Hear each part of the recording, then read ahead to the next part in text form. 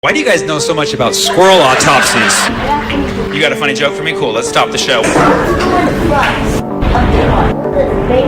It's actually really dope. Thank you. Beautiful, beautiful, beautiful. Picture? Yeah, that was good. Natural, right? I'm natural. Awesome. Thanks for coming to the show. Thanks for leaving this seat open. That's what we do. It's always my policy. I need to keep one seat open. Just in case things get weird, I can look at something. You know what I mean? Awesome. Thanks for bringing young fellow here. Yeah? That's so sweet. I never know, actually. Sometimes you see a kid, he's like, I'm actually 60 years old. How old are you, little brother? You're 8. Oh, wow. That's awesome. That's awesome. Got ID? Thanks for coming, man. Is it your first comedy show? Second? Who you seen? You forgot? Hell yeah, that's what I'm talking about, yeah. Not memorable, these other comics, I see. You can't forget yellow highlighter sweater, huh? That's why I wear it, gotta be memorable. It's amazing. My name is Sammy, nice to meet you, brother. What's your name? What's it? Zach, pleasure to meet you, Zach. Thanks for coming to the show. I hope this second show is better than the first one, because clearly that one was not good enough for the books. But I've been feeling really good lately. I've been eating plant-based. For those of you not familiar, that means that I eat only plants or animals that eat plants. And, no, we got vegans here? Some vegans? Awesome. The one vegan in Milwaukee. That's amazing. There's literally cheese everywhere. Sometimes it rains cheese here. You have to stay indoors. I get it. It's hard being a vegan in Wisconsin, you know. I love, what's that? I found the cheesecake. You love cheesecake? Hell yeah. That's my man right there. I love that. I love that. Was not expecting that at all. You are free to talk anytime you want during the show, my friend. I welcome whatever you say. You know the kind of stuff that adults say during jokes? They're like, that's not true, or that's not funny, or I don't like that. You're like, I like cheesecake. Like, yes. Yes. You're speaking my language. A lot of soccer fans came from Tel Aviv to watch the game in Amsterdam, but basically, what's that? I got a funny joke. You got a funny joke for me? Cool, let's stop the show. What do you got for me? What do you got? Yes. What's that? The teenagers and adults go in front. The teenagers and adults go in front of what? Of the car. Of the car, yes. And the kids and the little kids go in the trunk. Well, where do the babies go? In the trunk. All right, let's do some work on this joke. I'll paraphrase what I heard so far. Again, I gave you free rein to disrupt the show at any point, even before the climatic punchline, but I like your joke better. I like your joke better because the bit that I was doing only has a shelf life of like 1 more week. Your bit sounds like it'll last forever, so I'm just paraphrasing, okay? The kids and teenagers ride in the front of the car, okay? Where do the babies go? They go in the trunk. This is a very strange joke, to be honest. I don't know where it's going, but because it's told by an 8-year-old, it is somehow very adorable. You know what I mean? I don't advise for any adult comedians to come up here and do jokes where babies are put in the trunk. I don't think any babies should go in the trunk. I want to make that very clear. Sometimes people take my words a little too seriously. Do not put your baby in the trunk, okay? Was that the joke? That's good. That's awesome, man. You got it. You got talent. Now, I'm going to go ahead and help justify his joke a little bit more because babies can be very loud. And they can often cry, right? And it can disrupt your ride, right? You've seen babies, these little cry babies, right?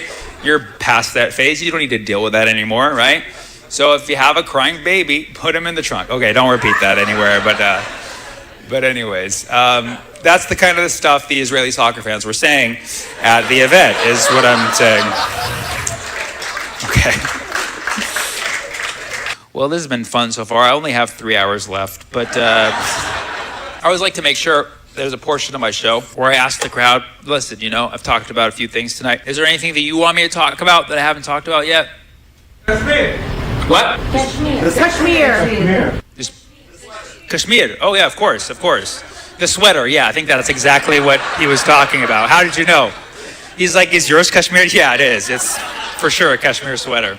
Let's talk about it. I will say I don't know a lot about the situation there. Do you want to fill me in, set me up a little bit, tee me off? The occupation as well. It's under occupation as well, right? By India. India, Pakistan. And how do I make this funny?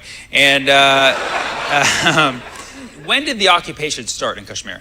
47. 47. Okay, so it's actually a year older than the Israel-Palestine conflict. So it's like maybe we have to solve that one first. And it'll be like a spiraling.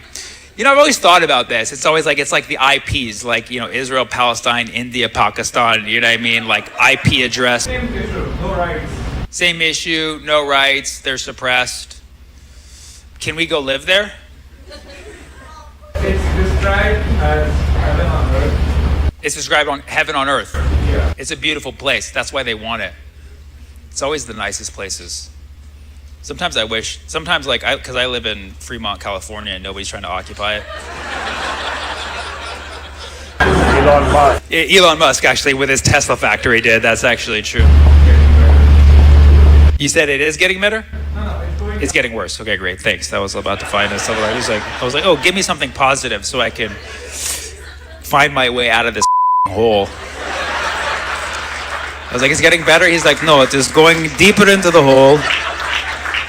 Just like your performance. Just deeper into the darkness. Like, what's next? We're going to talk about Diddy? Like, geez, it's just... I think Kashmir will be free. I think it will be free. Yeah. Everybody get a Kashmir sweater and... what'd you say? It's Peanut the Squirrel. Y'all know about Peanut the Squirrel? It's actually a really up story. Because Peanut the Squirrel was a famous TikTok squirrel, had more followers than me, not envious at all. If you see it, so this guy had a squirrel. He lived in, I believe, upstate New York, had a squirrel, and it was his pet squirrel, which obviously, pet squirrel, you don't often have that. And it was a very cute squirrel that he trained it to do stuff. Like it would jump off of things into his arms, and it was very cute and like very affectionate. And it seemed like everything was all happy and dandy, but the government found out about it, the New York State government, and they went and they seized the squirrel and they put it down. Yeah, exactly, because they're like, oh, what if it has rabies? They're like, did you test it? I don't know if they even tested it. They're like, we got to kill it because it might go get the wrong acorn or something. That's how they test it. What's that? That's how they test it, is they have to decapitate it and test the brain. Oh, really? That's why they killed it. This is why I said adult heckles. I know that wasn't a heckle. That was a constructive. This is where I needed more of the kid. Like, give it cheesecake. You know what I mean? Like something. Hold on. I'm going to push back on this a little bit. That's the only way to test for rabies? Decapitating a squirrel and looking at its brain? It's the cheapest way. State, dude. That's what I'm saying. It all comes back to money. Not the cheapest, that's the only certain way. It's the only certain way. Why do you guys know so much about squirrel autopsies? You're like, of course, everybody knows. You cut open a squirrel's brain. That's how you test for rabies. Who didn't know that? Is this unique to squirrels only or also... Really? So if there's a possibility that I might have rabies, they're going to be like, sorry, bro, got to cut up the head open. But you said decapitate. Did they really got... Nervous tissue. The nervous tissue, which can only be found in the brain, or can you also use like in the spine? So can't you do like a squirrel spinal tap? It's too small. Spine is tissue, not the fluid. It's not. In the tap, you just get fluid out. You actually need tissue. Yeah, it looks like it. You have to cut the brain. You have to like literally kill them and take the brain. Okay, for humans, is there more options? Certain you need tissue, but yes. Are there people walking around with rabies? There's 2 survivors. You know them personally? Did you invent the rabies vaccine? That physician was from Wisconsin. Really? The forest protocol, yes. The forest book? Protocol. The forest protocol. I thought you'd be like, it's the Jungle Book. It's everybody knows Mowgli had rabies for a little while. He was the one survivor. That's the world we're living in. If the government found out about Mowgli, they'd be cutting open his brain, man. Sorry about your kid for this, but listen. So that's the only way, confirmed way to take brain tissue or spinal tissue. But would you have to kill a person to do that? No, you could do that. You could do like a lobotomy. No, we don't kill humans to do that. They don't kill humans to do that. Oh, thank you. So great. Thank you for not killing us to test for rabies. But squirrels, do you think, from your expertise, what do you do, by the way? An ICU physician. ICU physician. So do you think they absolutely had to kill the squirrel? So for animals, you can do one of two things. Either to be certain, you have to kill them. For an animal, you have to do one of two things. You can either kill them to be certain, what is like, we're certain it's dead. Well, obviously, if it's dead, you can do whatever you want with its brain, and you can find all the good stuff in the brain, right? Yeah. Another way that certain people do is that they quarantine them for a certain amount of time and see whether they develop symptoms or not. They quarantine the animal for a certain amount of time to see if the animal develops symptoms. Now, in this case of Peanut the squirrel, clearly did not display any symptoms. So, I mean, I would imagine there's such thing as carrier squirrels, squirrels that are asymptomatic, that are still out there carrying rabies. Man, this is like, no disrespect to Kashmir, a very serious problem, but like, this is, maybe we need to address this one first. Like, we don't even have a way to test for rabies that doesn't kill somebody. That's crazy. That's crazy. Wow. Okay, well, we all learned a lot. Well, Peanut the squirrel's dead because they obviously did the first way. They're like, we don't have time to quarantine the squirrel. Do you think, let me ask you, okay, and this is not a lot of pressure, obviously, just because you have all the information in this particular case. You also have information too, which is also very alarming that, okay.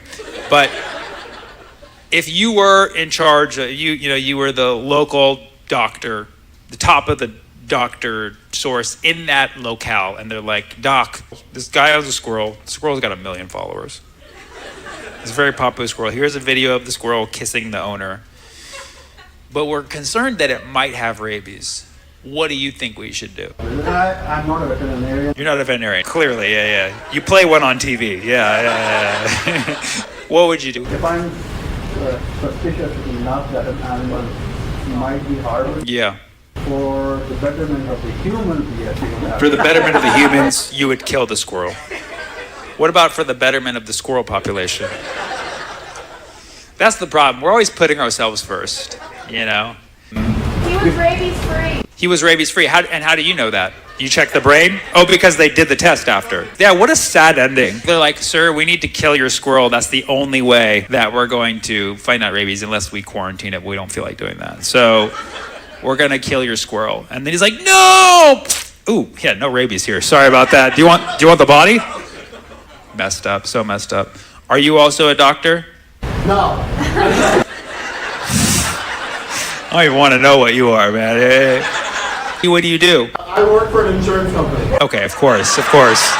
He's more on the technical side. He's like, what is the probability that this squirrel is infected and could be a liability to the local population? We can't have property values going down. You earlier said there was only 2 survivors that you know of. That we know of. Yeah. Yeah, we could all have rabies. Well, no, there's no way of finding out, apparently. I think the last protocol or the last way of treatment that was devised was out in Milwaukee, and I think it's called the Milwaukee protocol. Oh, really? One of the treatments that was done for a person with rabies happened here in Milwaukee, and they developed what's called a Milwaukee protocol, and that kept one of the very few survivors of rabies alive, making Milwaukee the capital of saving rabies victims. Go ahead. It's not just cheese. It's not just beer. It's not just rock and roll and Jeffrey Dahmer. You know what I mean? You guys also save innocent people. Innocent person. You save innocent person from rabies. I really underestimated you guys, man. You know? Why didn't you kick that lady out of your show, the one who kept asking? Why didn't I kick her out? Well, as you can see, I have a very high tolerance for conversations. I've been schooled by doctors and insurance agents, and I literally halted my show so an 8-year-old could tell a joke. So I have a very high threshold for interruption. Because A lot of comedians, they hate hecklers. They're always like, shut up, my trauma, or whatever. Usually a heckler says something, especially if they interrupt the show and they say something really weird. It's like, I kind of want to let them cook a little bit. I want to go inside and see what's in their mind. I let them talk for a little bit and they end up saying crazy that ends up being good content for all of us. You know what I mean? Sometimes it can completely ruin a show. It has killed a bunch of my shows. But it is the only option to get to the root of finding out what the heckler's problem is. You sometimes have to kill the show to get inside their brain. So,